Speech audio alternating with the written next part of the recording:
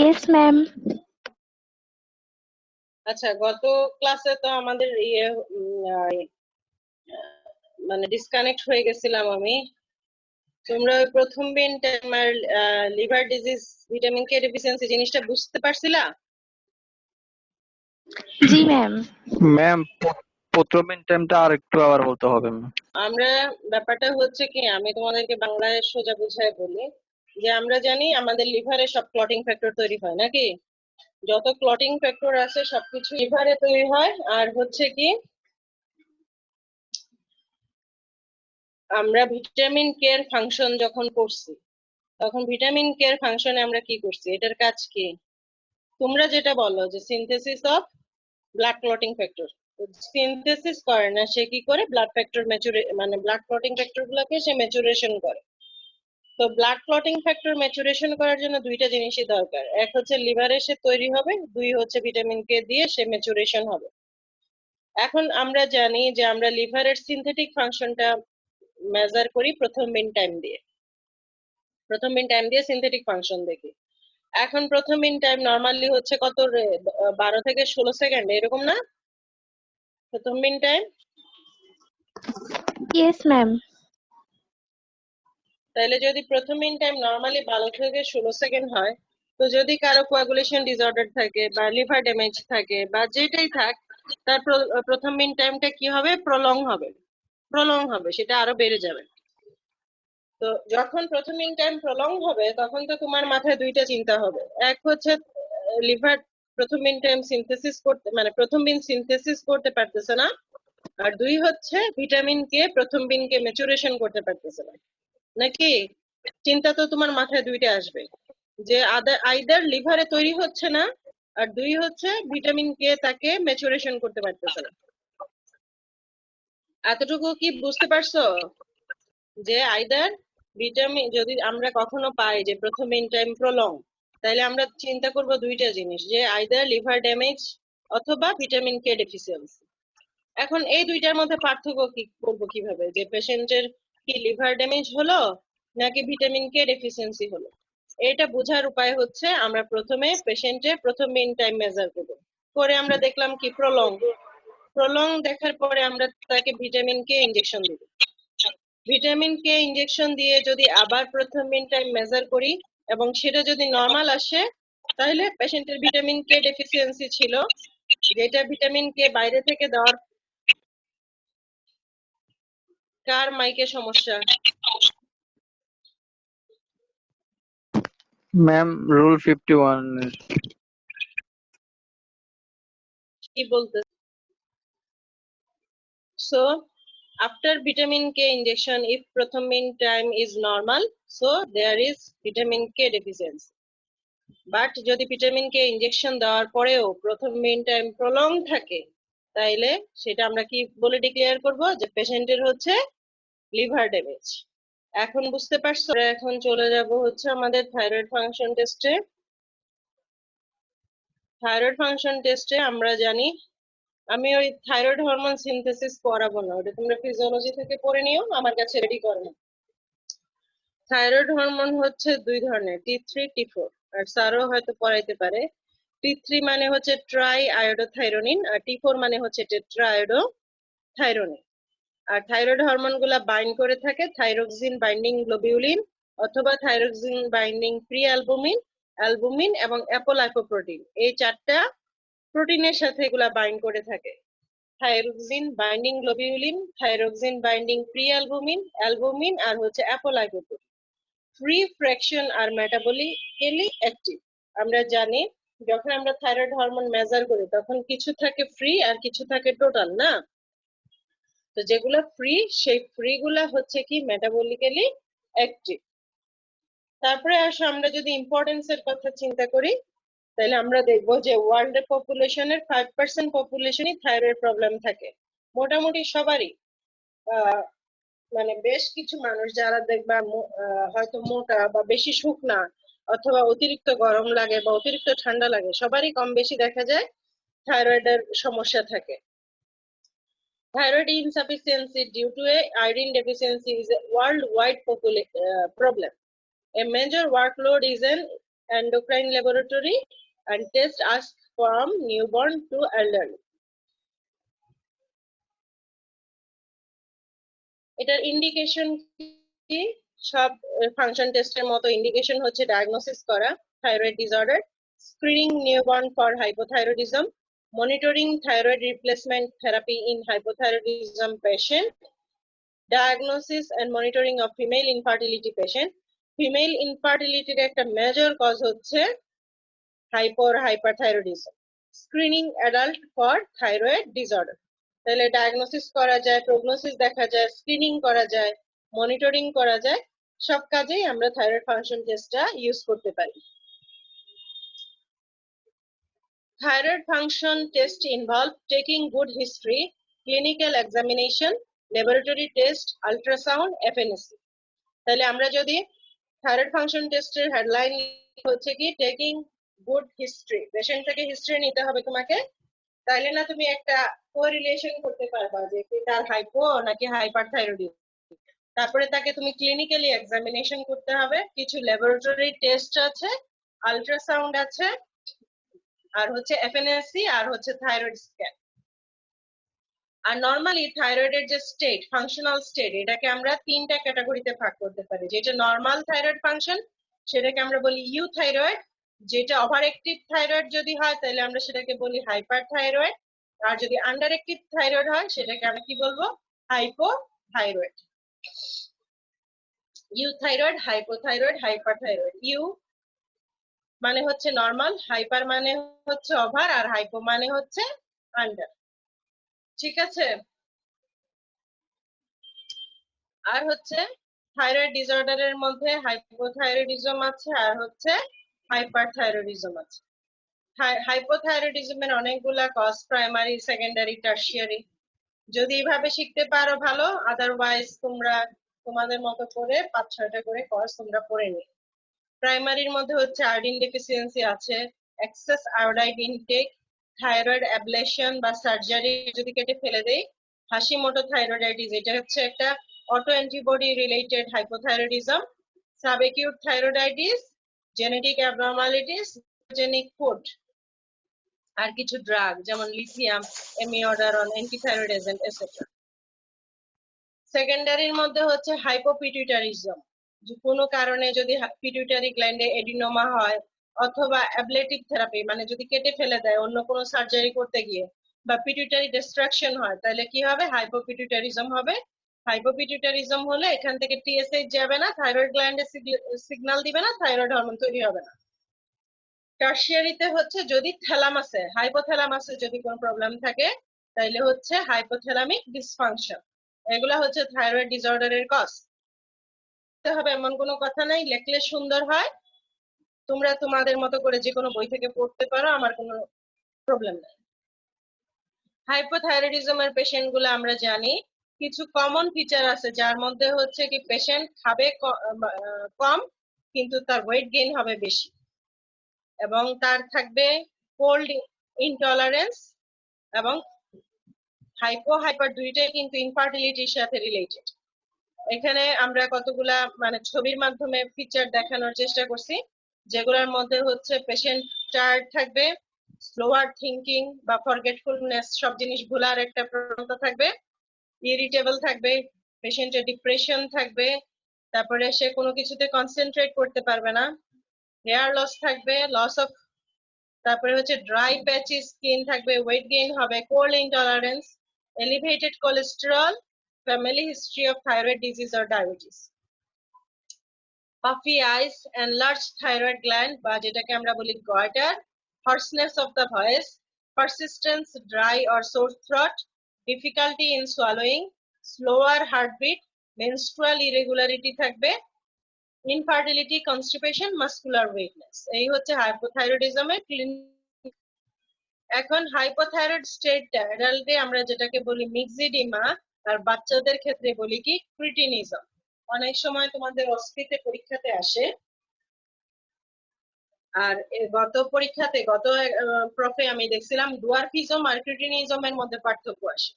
ডুয়ারফিজম কি কারণে হয়, কিসের মানে আসছে আর কি, গত পরীক্ষাতে আসছে, এর আগে কখনো আসে নাই। ডুয়ারফিজম আর ক্রিটিনিজমের মধ্যে পার্থক্য। ডুয়ারফিজম হয় কোন হরমোনের ডেফিসিয়েন্সির কারণে? Growth growth hormone deficiency. Cretinism হচ্ছে থাইরয়েড হরমোন ডেফিসিয়েন্সির কারণে। তো তোমাদের ফিজিওলজি বইতে নিশ্চয়ই এই পার্থক্যটা খুব সুন্দরভাবে পাবা, তোমরা একটু পড়ে নিও। আর ক্রিটিন বেবির শর্ট নোট আসে, ক্লিনিক্যাল ফিচার তো মোটামুটি সেমই হবে, শুধু বাচ্চা যেহেতু রিটার্ডেড গ্রোথ এই কথাগুলো হয়তো তোমাদেরকে অ্যাড করতে হবে। আরেকটা টার্ম আছে যেটাকে আমরা কি বলি, সাবক্লিনিক্যাল হাইপোথাইরয়েডিজম। সাবক্লিনিক্যাল হাইপোথাইরয়েডিজম বলতে কি বোঝায়? আমরা হাইপোথাইরয়েডিজম বলতে বুঝি T3 T4 কমে যায়, কিন্তু এখানে এবং টিএসএইচ লেভেল হাই থাকে, এটাই তো হাইপোথাইরয়েডিজম বলতে আমরা বুঝি। কিন্তু সাবক্লিনিক্যাল বলতে বোঝা যাচ্ছে টিএসএইচ ঠিকই হাই থাকতেছে কিন্তু T3 T4 টা নরমাল থাকে। এটার ব্যাখ্যা কি দেখো, initially low thyroid hormones stimulate the secretion of TSH, which increase thyroid hormone secretion to keep the hormonal level in normal range, leading to subclinical hypothyroidism.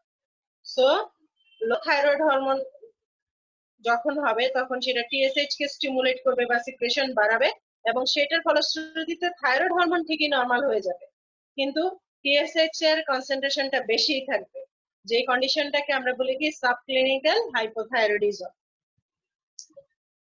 তারপরে আসে হাইপারথাইরয়েডিজম। এই দেখো হাইপারথাইরয়েডিজমের অনেকগুলা কজ, যেমন over production of thyroid hormone হতে পারে graves ডিজিজে, এটাও একটা অটো ইমিউন ডিসঅর্ডার।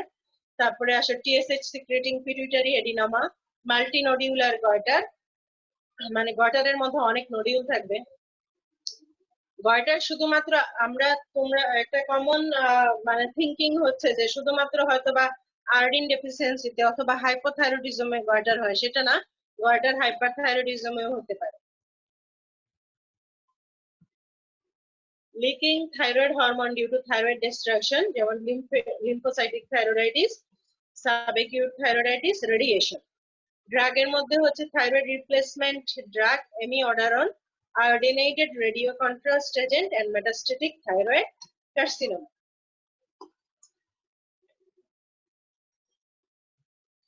সাইন সিমটমের মধ্যে মোটামুটি দেখো এখানে থাকবে কি nervousness, mental disturbance or irritability, difficulty in sleeping, তারপরে হচ্ছে vision change, enlarge thyroid gland বা গয়টার, মেনস্ট্রুয়াল ইরেগুলারিটি, যেটা আমি তোমাদেরকে আগে বলছি যে মেনস্ট্রুয়াল ইরেগুলারিটি হাইপো হাইপার দুইটাতেই থাকে, এবং এগুলা হচ্ছে থাইরয়েড ডিসঅর্ডার হচ্ছে ফিমেল ইনফার্টিলিটির একটা মেজর কজ। তোমাকে অবশ্যই যখন জিপি করবা অথবা যদি কখনো গাইনিকোলজিক্যাল স্পেশালিস্ট হও, তোমার কাছে ইনফার্টিলিটির পেশেন্ট আসলে বা মেনস্ট্রুয়াল ডিস্টারবেন্স এর পেশেন্ট আসলে অবশ্যই তোমাকে থাইরয়েড ফাংশন টেস্ট ক্যারি করতে হবে। তারপরে আসো ফ্রিকোয়েন্ট বাওয়েল মুভমেন্ট থাকবে, ওয়ার্ম ময়েস্ট পাম্প, ফার্স্ট ট্রাইমেস্টার মিসক্যারেজ, মানে এইসব পেশেন্টদের প্রেগন্যান্সিতে অ্যাবর্শন রেটটা খুব বেশি থাকে, যদিও প্রেগনেন্ট হয় অ্যাবর্শন রেটটা খুব বেশি থাকে। Hoarseness of the voice, persistent dry or sore throat, difficulty in swallowing, palpitation, tachycardia, impaired fertility, weight loss or gain থাকবে, heat intolerance, increased sweating and এগুলো হচ্ছে common feature of hyperthyroidism.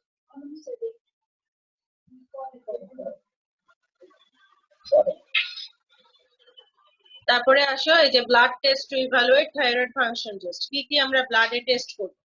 ব্লাডে test করার মধ্যে আমরা যেটা করব, প্রথমে করব টিএসএইচ টেস্ট, এটা তোমরা জানো না সব। যদি থাইরয়েডের একটা ফাংশন টেস্ট করতে বলা হয় সেটা হচ্ছে টিএসএইচ টেস্ট, তাহলে আমরা করব থাইরয়েড স্টিমুলেটিং হরমোন টেস্ট। তারপরে হচ্ছে serum total thyroxine, serum total triiodothyronine, free T3, free T4, কিছু থাইরয়েড অ্যান্টিবডি আমরা দেখি, যেমন অ্যান্টি থাইরয়েড পারঅক্সিডেজ অ্যান্টিবডি আর অ্যান্টি থাইরোগ্লোবিউলিন অ্যান্টিবডি, এইগুলো আমরা ইউজুয়ালি ব্লাড টেস্ট করি। এখন টিএসএইচ এর ক্ষেত্রে আমরা জানি না যে যদি টিএসএইচ বেড়ে যায় সেটা হচ্ছে হাইপোথাইরয়েডিজম, আর টিএসএইচ কমে গেলে সেটা হচ্ছে হাইপারথাইরয়েডিজম। এই হরমোন গুলা কিন্তু মেইনলি এসে করা হয় রেডিও ইমিউনো এসে নামের একটা টেকনিক দ্বারা, যেমন তোমরা পড়ছো না ফটোমেট্রি বা কলোরিমেট্রি, ঠিক এরকম রেডিও ইমিউনো এসে নামের একটা টেকনিক আছে, সেই টেকনিকে আমরা করি টিএসএইচ টেস্ট। নর্মাল টিএসএইচ এর ভ্যালু হচ্ছে 0.424 micro unit per litre. Total thyroxine, এটা গেল টিএসএইচ। এখন আসো টোটাল থাইরক্সিন বা T4 যেটা। Total thyroxine include free as well as protein bound thyroxine. Normal concentration হচ্ছে 60 to 140 nanomol per liter. T4 combined with TSH give the best measurement of thyroid function. এই যে T3 T4 TSH 3 T3 total T3 মানে সবগুলা কিন্তু এই যে normal value একেবারে ঝাঁঝরা মুখস্থ থাকতে হবে। এটা মানে রিপিটেডলি এমসিকিউ তে, তারপরে হচ্ছে অসপিতে পরীক্ষাতে আসে, রিটেনেও আসছে মনে হয় 2-1 বার। তোমরা প্রশ্ন ঘাটলে দেখবা। সো এই লেভেল গুলা তোমরা এই মানে চার্ট বানায় পড়ার টেবিলের সামনে আঠা দিয়ে লাগাই দিবা, যেন সবসময় চোখে পড়ে এবং সবসময় যেন মনে থাকে। তাইলে টিএসএইচ এর নরমাল ভ্যালু হচ্ছে 0.424 মাইক্রো ইউনিট পার লিটার, আর হচ্ছে টোটাল থাইরক্সিনের হচ্ছে 60 to 150 nanomol পার লিটার।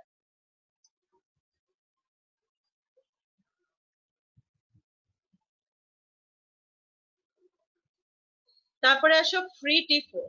আগে ছিল টোটাল T4, এখন হচ্ছে free T4। Small fraction of total T4 unbound to protein, মানে যেটা আনবাউন্ড থাকবে সেটাকে আমরা বলবো ফ্রি T4। এবং এটা হচ্ছে মেটাবলিক্যালি অ্যাক্টিভ ফর্ম, এবং এটা নরমাল ভ্যালু হচ্ছে কত 10 থেকে 23 পিকোমোল পার লিটার। পিকোমোল বলতে মনে হয় 10 to the power 9 ফ্র্যাকশন হবে আর কি, 10 to the power 9। তাহলে এটা হচ্ছে 10 to the power 23 picomole per litre. তারপরে আসো ফ্রি অ্যান্ড টোটাল, সরি কোথায় ছিলাম, free and total T3. Free and total T3. T3 level not routinely done. Normal plasma level of T3 are very low. Metabolically more active, shorter half-life and faster turnover. এই যে short half-life এর জন্য usually T3 টা measure করা হয় না। তারপরেও দেখো টোটাল T3 লেভেল হচ্ছে 1.223 nanomol per liter and free T3 level হচ্ছে 3 to 9 picomole per liter. Measured by radioimmunoassay এবং ডায়াগনোসিস করা হয় T3 thyrotoxicosis and early diagnosis of hyperthyroidism. আচ্ছা এগুলা বাদ দাও, আমরা নরমাল ভ্যালুর দিকে চিন্তা করি। ফ্রি T3 হচ্ছে 3 to 9 picomole per liter R total T3 হচ্ছে 1.223 nanomol per liter। আর যদি বলে মেটাবলিক্যালি অ্যাক্টিভ কোনগুলা, যেগুলা ফ্রি T3 T4 থাকে মেটাবলিক্যালি অ্যাক্টিভ। তারপরে আসে থাইরয়েড অ্যান্টিবডি। আমরা বলছিলাম যে দুইটা অ্যান্টিবডির কথা, একটা হচ্ছে অ্যান্টি থাইরয়েড পারঅক্সিডেজ অ্যান্টিবডি আর আরেকটা হচ্ছে কি anti thyroglobulin antibody. Anti thyroid পারঅক্সিডেজ অ্যান্টিবডির মাধ্যমে আমরা কি করতে পারবো, use to diagnose suspected Hashimoto thyroiditis in hypothyroidism. Hypothyroidism বা অটোইমিউন হাইপোথাইরয়েডাইটিস এর মধ্যে আমরা দেখবো anti thyroid peroxidase antibody. Hyperthyroidism বা গ্রেভস ডিজিজ, এইখানে আমরা দেখবো কি অ্যান্টি থাইরোগ্লোবিউলিন অ্যান্টিবডি। এই দুইটার নাম একেবারে মুখস্থ করে ফেলবা। হ্যাঁ, তারপরে আসো কিছু আমরা করতে পারি radio active iodine uptake test. এই রেডিও অ্যাক্টিভ আয়োডিন আপটেক টেস্টে কি করা, tracer dose of iodine 131 orally খাওয়াবা, followed by measurement of amount of radioactivity of thyroid gland at 6 hour and again 24 hour. Normal radioactive uptake is 20 to 40% of administered dose at 24 hour. তো increase uptake হবে যদি hyperthyroidism হয়, তাহলে সে বেশি বেশি thyroid hormone তৈরি করবে এবং সেটার জন্য সে আয়োডিন আপটেক করবে। Toxic adenoma, TSH secreting tumour. আর ডিক্রিজ ইনটেক হবে কোথায়, হাইপোথাইরয়েডিজমে এবং সাবএকিউট থাইরয়েডাইটিসে। তোমরা জাস্ট নাম লিখে চাইলে তোমরা। Yes ma'am. ম্যাম এখন শোনা গেছে ম্যাম, আগে শোনা যায় না। হ্যাঁ, তাহলে আমরা আগে পড়ছিলাম হচ্ছে radio active iodine uptake test, যে আমরা পেশেন্টকে ওরালি রেডিও অ্যাক্টিভ আয়োডিন মানে খাওয়াবো, খাওয়ানোর পরে 6 ঘন্টা পরে একবার মেজার করবো আর হচ্ছে 24 ঘন্টা পরে একবার মেজার করবো। তো নর্মাল হচ্ছে 24 ঘন্টাতে আমরা যেই ডোজটা মানে পেশেন্টকে খাওয়ালাম তার 40% মানে থাইরয়েড গ্ল্যান্ড আপটেক করবে, এটা হচ্ছে নর্মাল। তো যদি বেড়ে যায় সেটা হচ্ছে হাইপারথাইরয়েডিজমের ক্ষেত্রে বাড়তে পারে টক্সিক এডিনোমা আর টিএসএইচ সিক্রেটিং টিউমারের ক্ষেত্রে। আর কমে যাবে হচ্ছে হাইপোথাইরয়েড। বলো।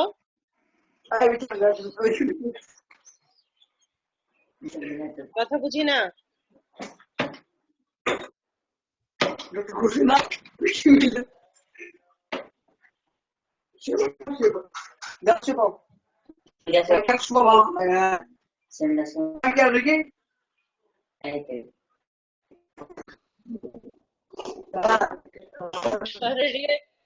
রেডিও অ্যাক্টিভ আয়োডিন আপটেকটা কমে যাবে in case of radio active iodine uptake test. তারপরে হচ্ছে কি আমরা যেটা বলতেছিলাম যে টিআরএইচ, টিআরএইচ যেটা thyrotropin releasing hormone stimulation test used for confirmed diagnosis of secondary hypothyroidism। এখানে কি করা হয়, টিআরএইচ ইনজেকশন দেওয়া হয় পেশেন্টকে, followed by measurement TSH at 20 minutes and 60 minutes। TSH expected to rise। তাহলে আমরা নরমালি জানি যদি আমরা থাইরোট্রপিন রিলিজিং হরমোন মানে কি করবে, টিএসএইচ টাকে বাড়াই দিবে। যখন ইনজেকশন দিব তখন তো এটা নরমালি বাড়ার কথা। তাহলে ইন্টারপ্রিটেশন যদি নরমাল হয়, নরমালি কি হবে, mild to moderate elevation of TSH then fall gradually. আচ্ছা এই মুট করে কিভাবে, আমি তো এটাই খুঁজে পারলাম না। ম্যাম আপনি সবাইকে মিউট করে দেন। সবাইরে মুট করার অপশনই তো। আচ্ছা আমি তাড়াতাড়ি করে শেষ করে দিই, সময়ও নাই। নরমালি ইন্টারপ্রিটেশন নরমাল হবে কখন, mild to moderate elevation of TSH then fall gradually. আর প্রাইমারি হাইপোথাইরয়েডিজমে এটা এক্সাজারেটেড হবে, মানে টিএসএইচ রাইজটা এক্সাজারেটেড হবে এবং প্রলংড রেসপন্স। সেকেন্ডারি হাইপোথাইরয়েডিজমে ব্লান্টেড রেসপন্স, টারশিয়ারি হাইপোথাইরয়েডিজমে হবে রেসপন্স ইজ ডিলেড। আমার মনে হয় এটা কঠিন, এটা তোমাদের দরকার নাই। আমরা নেক্সট যে টেস্ট সেটা হচ্ছে T3 সাপ্রেশন টেস্ট। T3 সাপ্রেশনে কি হয়, আমরা পেশেন্টকে T3 দিব for 5 days, then radioactive iodine uptake test করব। where radioactive iodine uptake test is expected to be reduced। যেহেতু আমার T3 আছে, সো থাইরয়েড গ্ল্যান্ড তো আয়োডিন নেওয়ার কথা না, আয়োডিন নিলে না সে থাইরয়েড হরমোন তৈরি করবে, সো নেওয়ার কথা না।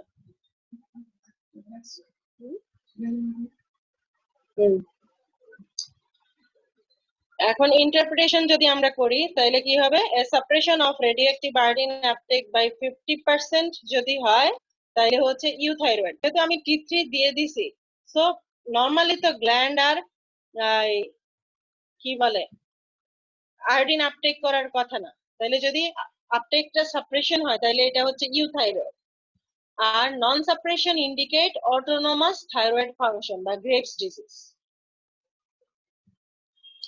তারপরে আসো TSH stimulation test, differentiate primary from secondary hypothyroidism. After 24-hour radioactive iodine uptake studies, injection of TSH are given. Radioactive iodine uptake is measured, where radioactive iodine uptake by thyroid gland is expected to increase। আমি প্রথমে পেশেন্টকে কি দিব,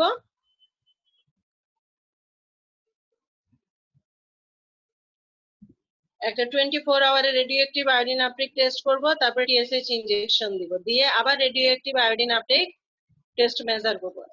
এই ক্ষেত্রে আমি দেখব যে রেডিওঅ্যাক্টিভ আয়োডিন আপটেক টেস্টটা ইনক্রিজ হওয়ার কথা, নরমালি ইনক্রিজ হওয়ার কথা।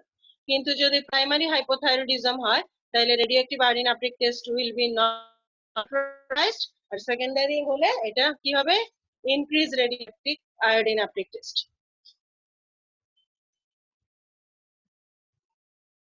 তাইলে এই ছিল হচ্ছে আমাদের থাইরয়েড ফাংশন টেস্ট। তো থাইরয়েড ফাংশন টেস্টের মধ্যে আমরা যেগুলা দেখলাম, যে ব্লাডের মধ্যে আমরা করব TSH, free T3, free T4, total T3, total T4, আর হচ্ছে থাইরয়েড অ্যান্টিবডি।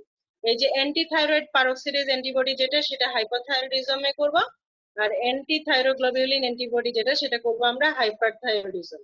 এছাড়া আদার্স লিখে তুমি ওই টেস্টগুলোর নাম দিতে পারো, যেমন ধরো রেডিওঅ্যাক্টিভ আয়োডিন আপটেক টেস্ট, তারপরে হচ্ছে TSH স্টিমুলেশন টেস্ট, অথবা TRH স্টিমুলেশন টেস্ট, বা T3 সাপ্রেশন টেস্ট। আমার মনে হয় শুধু নামগুলা লিখে দিলেই হবে তোমাদের জন্য। আর যে ইন্টারপ্রিটেশন লিখতে পারো, যেগুলা যেমন সোজা যেটা রেডিও অ্যাক্টিভ আয়োডিন আপি টেস্টের ইন্টারপ্রিটেশনটা একটু সোজা। এটা যদি মনে হয় যে তোমরা মনে রাখতে পারবা, বাকিগুলা যতটুকু মনে রাখতে পারলা ভালো, আর যদি না পারো শুধু নামগুলা লিখে দিবা। লিখে দিয়ে তোমরা এই যেমন থাইরয়েড স্ক্যান এগুলা বলে তোমরা থাইরয়েড ফাংশন টেস্টটা শেষ করে দিবা। আর ইউজুয়ালি যদি পরীক্ষায় যেটা আসে, থাইরয়েড হরমোনের লেভেলটা খুব বেশি পরীক্ষাতে আসে এমসিকিউতে এবং ওসপিতে। আর ক্রিটিনিজমটা আমি দেখতেছি এই কয়েকদিন মানে কয়েক বছর ধরে ক্রিটিনিজমটা বারবার রিপিট করে।